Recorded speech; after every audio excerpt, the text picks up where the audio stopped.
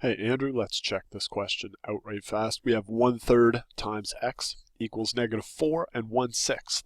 So this is a mixed number and it's a little bit we haven't really covered it yet, but that's coming up.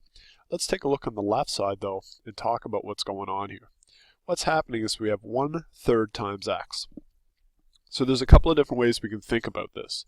We could think about this as 1 times x over 3, like x over 3, right?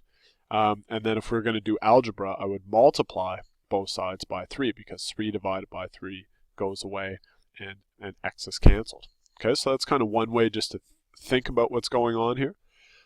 The slickest way I find is when you have a fraction multiplied by a variable, just multiply it by the inverse of that fraction. Now I'm just going to write 3 over 1. You would probably never ever do this. You would write just 3. But it's the same play, right? 3 times 1 is 3, 1 times 3 is 3, 3 divided by 3 is gone, so x is by itself. Now what's going on the other side here, essentially what we have is two fractions, and I'm going to take this mixed number and I'm going to just make it an improper fraction. And how we do that is we start with the denominator, we multiply it by the whole number, so 6 times 4 is 24, and then we add that numerator.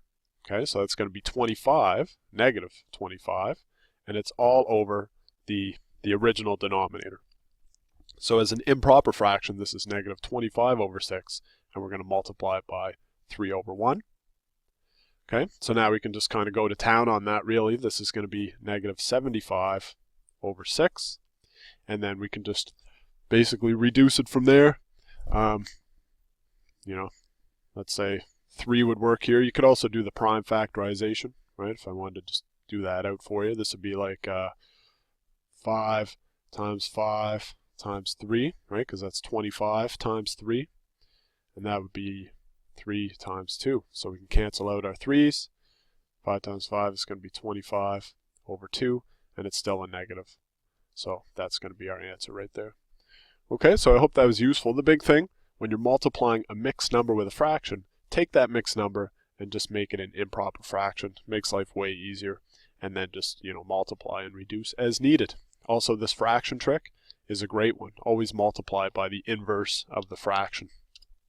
Geeking out for a sec, let's just pick like a weirder fraction. Say we had 2 over 7x equals 10. Change my color. Again, if I just wanted to get rid of this, I'd multiply by the inverse, which is 7 over 2. 7 over 2.